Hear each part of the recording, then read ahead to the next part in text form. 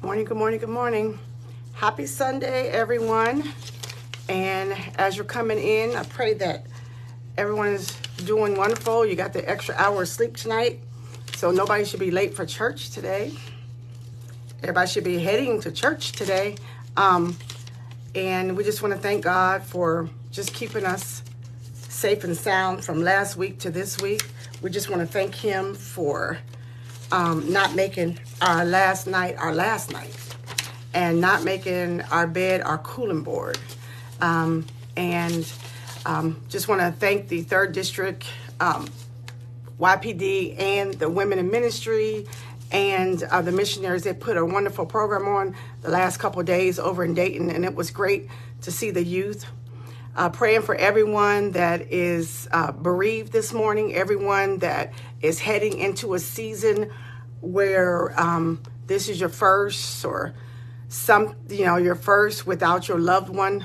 We're going into the holiday season, so please be mindful of all your family and friends that you haven't seen. Just check on people. Text them, give them a phone call. Just say, hey, just thinking about you, because we're going to go into the season where depression and suicide is at its highest rate. And we know this every year, so we still seem to be surprised when it happens, but we know this is coming. So we're thanking God for I see all you coming in. Good morning, good morning, good morning. And I'm not going to hold you. So you might want to share this already, because I had this since Monday. And it was all I could do not to come on in the middle of the week to give you this. But my question to you today, and as you come in, my question today is, are you a single point of failure? I'm going to repeat that. Are you a single point of failure? Now, I heard this phrase for the first time this week, and it immediately caught my attention. So let me tell you what it means. A single point of failure is just what it sounds. Like any single person whose absence would prevent an entire system. And I'm going to add in here family, sorority, fraternity, church, job from functioning. That's what a single point of failure is.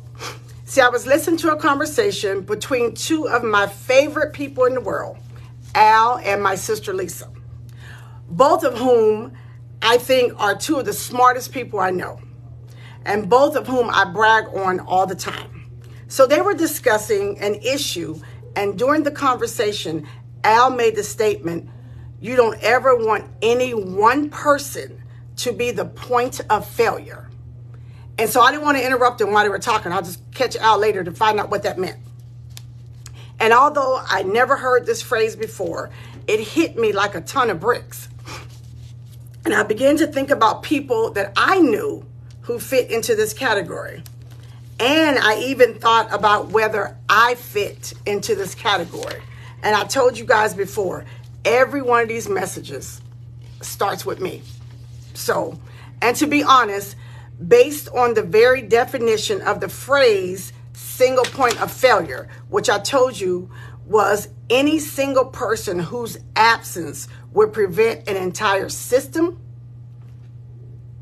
company, family, church, any organization you're a part of from functioning.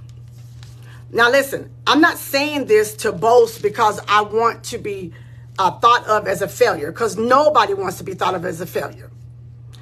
I'm not saying this to make an excuse about why I'm so tired all the time because of how busy I let myself get. Nobody can make me busy. I let myself get busy because all I have to do is say no, and that'll be the end of it. But I don't.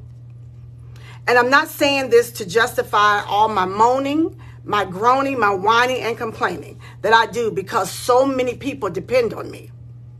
But I'm saying this to make others like me aware that this behavior exists. Because the truth is, I don't want to be this person. I don't want to be the single point of failure. But I have backed myself into a corner by always being so helpful, so available, so accommodating, and so giving. Let me give you that list again. I back myself into a corner because I am always so helpful. I make myself available. I make myself so accommodating and so giving. Now, by themselves, each of these traits are really a good thing to be accused of. You want to be accused of being helpful. You want to be accused of being giving, accommodating. But here's the rub.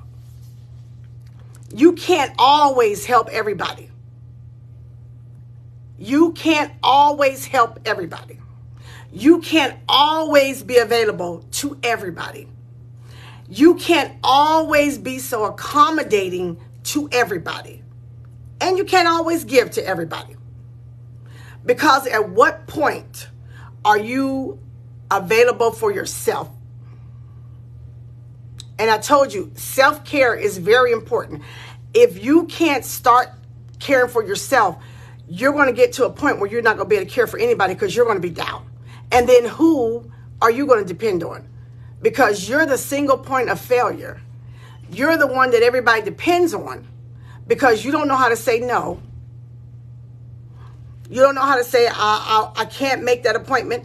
I can't be a part of that organization. I can't be a part of that program. I can't work today. I can't pick up an extra shift. I can't come to that church service. I can't meet y'all over. And believe it or not, most times I thought I was doing a good thing because I'm always so helpful. I'll do it. I got it. No. It doesn't matter what I was already doing for myself. I'll take care of it. I was always being so helpful. And I am a nice person. And I try to be nice to everybody. You know, some people you really can't be nice to. But it's the Christian thing to do. So you be nice to them and you keep it moving. You keep them at a distance. But that's another message.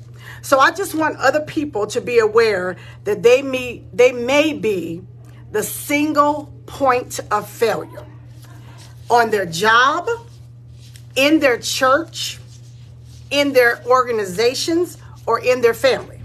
Now, let me give you an example. And I told you this always starts with me.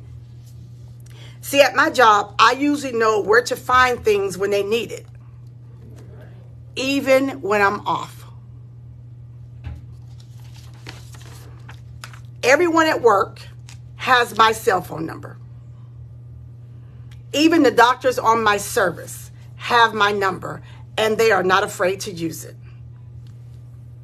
I have even answered my phone from the hospital or from a doctor while on vacation because in my mind, they wouldn't be calling me unless it was important. And how many know that if I didn't answer the phone, they would find what they need on their own? But no, because I'm the single point of failure, I answer the phone on my vacation. I answer the phone on my off day. Okay, Lexi, I see you calling June out, but I'm on your street now. I'm getting ready to turn into your driveway. Back when my kids lived at home, I was the one who reminded them of everything. I made sure their stuff was laid out and sitting by the door so they wouldn't forget it. I kept schedules for them just in case they forgot something important they had to do or attend or hand in. I constantly reminded them of everything. But at some point, I realized I wasn't helping them. And I was hurting them instead of helping them. Because once they left my house and went away to college, there would be nobody there to remind them to do what they needed to do. So I had to back off a little bit. But I'm a helicopter mom, so I was always hovering over. And I had to back off. And let me tell you how bad I used to be. There was a time, I'm telling you, listen, don't even get me started with the stuff that I do for their dad, for Al, for y'all's pastor. Let me tell you how bad I used to be. There was a time when all he had to do was start walking around the house looking for something. And without him even asking me or looking at me, I would immediately get up and start looking for it with him. I didn't even know what he was looking for. But because I felt like I needed to be the one to take care of everything, which made me the single point of failure, I had to look for, I don't even know what we were looking for. And at some point I would look at him and say, what you looking for? Why? Why did I just sit there and finish watching what I was doing? Why did I finish cooking and flipping the chicken and checking the macaroni? Why did I just finish doing what I was doing and let him look for it? He's a grown man. He's more grown. He's grown. But I felt like I had to help. He didn't ask me. He didn't look at me. He probably knew, trying to retrace his steps and see where he left it. But no, I had to get up and I would just go looking for it. I know. You know, a long time ago, I had an older woman who poured this knowledge into me. And she said, she knew how I was with family, with job. And it's not this job that I'm like this. Every job I go to, every job I've ever been on, I'm the one that they can depend on. I'm the one that's available. And that's on me. That ain't on them. There was nothing in the interview that said, listen, I need you to be available at all times. I want everybody to have your number. I want to be. No, that's on me. Trust me, that's on me. And she told me, when it comes to relationships, don't start something you're not willing to finish. Yes, Colleen. She told me, don't start something you're not willing to finish. I had already started. Al and I have been together since we were 16. I had already started doing everything. And you know, if you do everything, they'll let you do everything. And it's not their fault because they didn't ask you. You just take it upon yourself. So what I mean by that is, when I say don't start something you're not willing to finish, once you start washing their clothes, and I'm talking to the ladies and the men and sisters, you know I'm really low key and maybe high key talking to y'all. Once you start washing his clothes, once you start making his plate, once you start paying his bills, once you start letting him drive your car while you're at work, meanwhile they're not at work, they don't have a job, it'll be hard for you to stop because you have set up a routine that they like and they expect. Y'all can get mad if you want to, because listen, I was mad when she said it 100 years ago. But it is what it is. It is the truth. Once you start doing stuff, especially when they didn't ask you to do it, then all of a sudden you're going to get mad because you're doing everything for them and they're letting you. That's on you, sis, and that's on you, bruh. Once you start doing it, that's an expectation you're giving them. They expect it to be done now. Because, hey, they didn't ask you to do it, but you took it upon yourself because you was trying to move from girlfriend to fiance to wife to whatever you were trying to do to make them realize that you're the one. But once you start letting him drop you off at work or letting her drop you off, it's mainly to the sisters. Ladies, once you start letting the guy without the job drop you off at your job and keep your car that you pay the note on and the car insurance and put the gas in, and while you put in a good day's work, an 8-hour, 10-hour, 12-hour day, he's lamping, playing video games or riding around, riding your gas up for 8 hours when he should have been punching a clock himself. It's one thing if y'all got one car, he drops you off first on his way to his job. But it's totally unacceptable. And I'm in y'all business right now. And I'm not talking to anybody in particular, but I've seen it too much and I've heard the story too much. Once he knows that he don't have to work because he can live in your place, throw you a bone, whatever that bone is. McDonald's, I don't know what the bone is. Cheesecake Factory. Once he throws you a bone and you're happy because he telling you, man, you the one. Of course you're the one. And I am totally off script. Of course you're the one. You know what? You're the one. You're the dummy that lets him drive your car all day while you at work, putting a day's work in, and then he's late picking you up.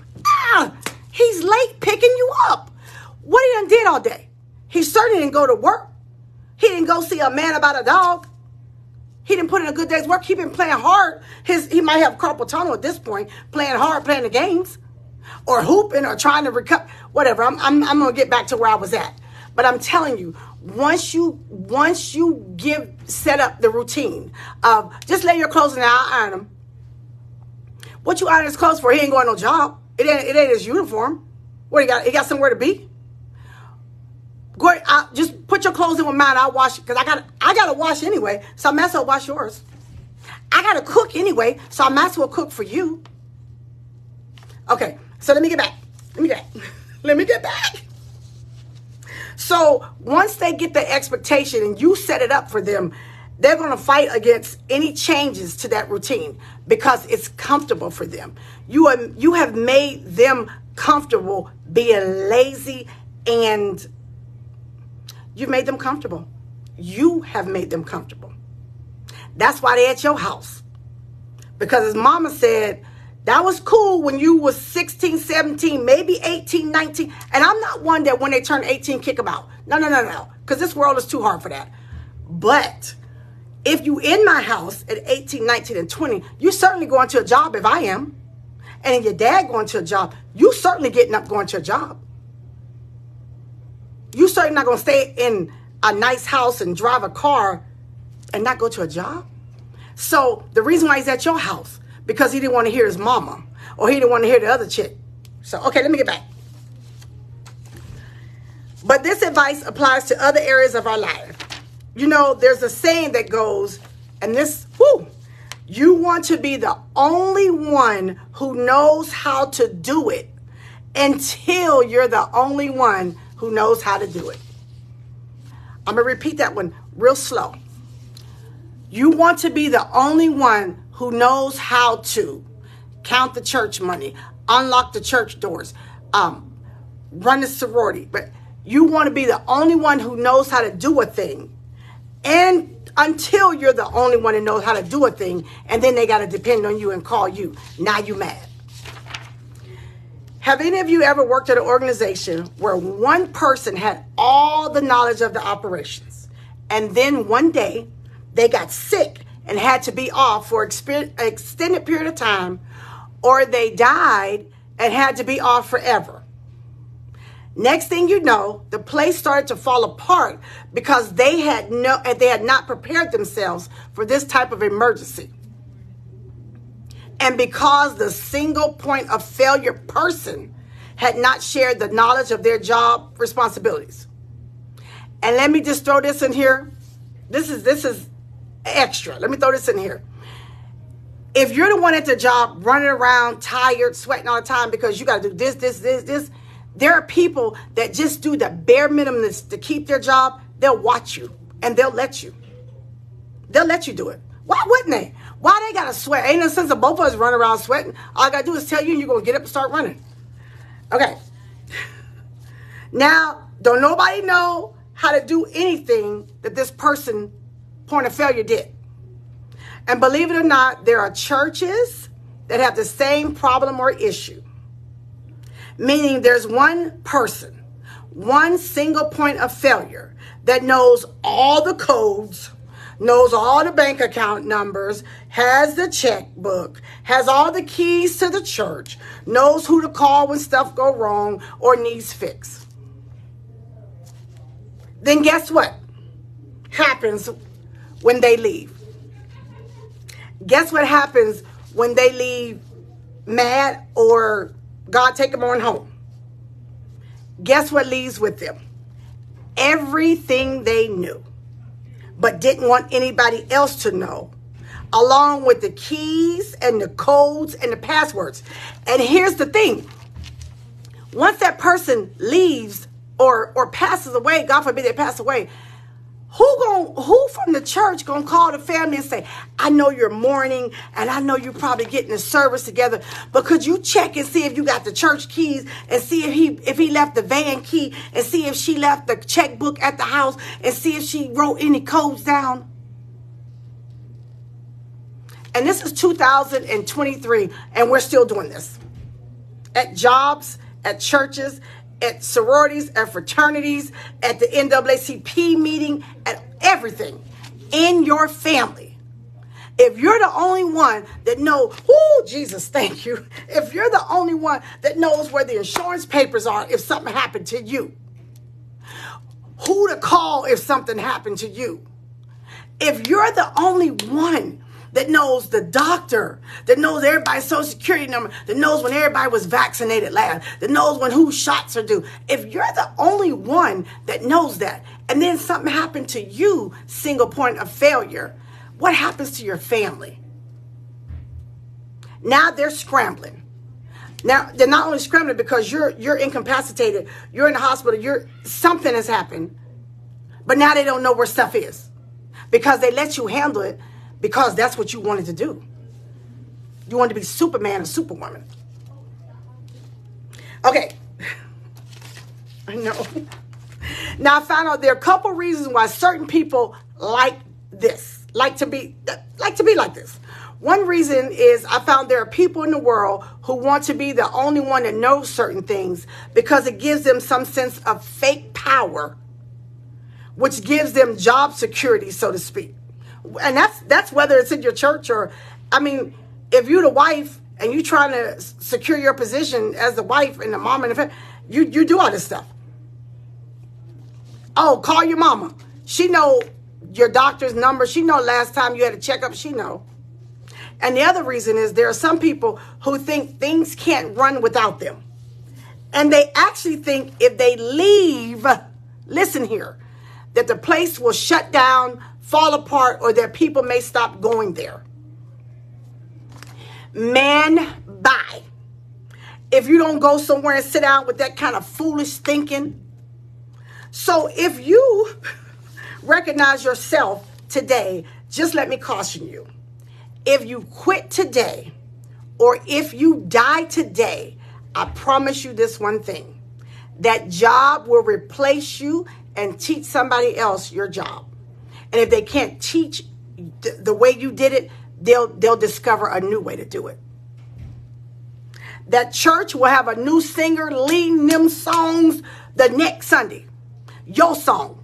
Somebody will be leading your song. Get mad and take God's voice. Get mad and take the anointing that God put on your voice and get mad at the church you're at and leave and see what happened. Somebody else will be singing your song because while you at rehearsal, they already learning your song. Those stores will stay open. The one you worked at that you thought everybody came there because you worked there, people still going to come out. That restaurant will still be crowded. And best believe the world will carry on. Yeah, people will mourn your loss for a little while, and some even longer. Your family going to mourn your loss, but only your family. And maybe your close friends, your ride or dies. But the world ain't going to mourn you for a long time because they got to get on. They got to keep moving on. They ain't got time. Okay, I mourned. Okay, I went to the service. Okay, all that. I'll check on the family later. But I got to get this bill paid. I got a kid that's sick. They can't. The world will carry on. Yeah, people will tell stories about the good times they had with you, but this world will carry on. And after a while, you will fade into a distant memory to them. Now, I'm not talking about your family. I'm talking about your close friends, your A1 day ones. I'm talking about us, everybody else. And then somebody might mention your name and say, oh, yeah, I remember that time. Yeah. And then they're on to the next conversation.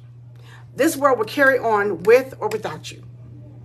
So if you are like me, the single point of failure in whatever area you want to put it in, your job, your family. I mean, things happen. People get up and go to work and assume they're going to come back home and take that chicken out, I'm going to cook that when I get home, and they don't make it back home. It happens. I'll leave that work. I don't leave it there. I'll do all your work that you need me to do tomorrow. And then you will come tomorrow. Don't be the single point of failure. Please, don't be the single point of failure. You might think it's nice because you're so important and everybody depends on you and everybody call you and everybody needs you and everybody wants you and everybody call a friend. But you know what? Then when I get mad because they calling me for everything, who can I be mad at? Not them, because I gave them my number. I told them, if you need something, just call me, and I'll at least know where it is. Now, trust me, though, at my job, I've told everybody where stuff is. I've even told the doctors, if you ask the nurse and they say, oh, no, we don't have that, tell them Fran already showed me where it is, so go there. So I give my knowledge up. I don't want to be the only one that knows stuff. Because I'm 60 years old. If something happened to me, if I hit the lottery, I'm going to Kentucky with Hezekiah. Y'all ain't never going to see me again. I threw that one in for free. But I'm just saying, if you have knowledge, share your knowledge with people. My mindset is, if I know it and I share it with you, that doesn't take it away from me. That means both of us know it. So if I'm not there, if you might be the next me, you might be trained to, when I leave, do my job. Tell your kids where stuff is. Tell your sons and daughters, especially if they grown, something happened to me and dad.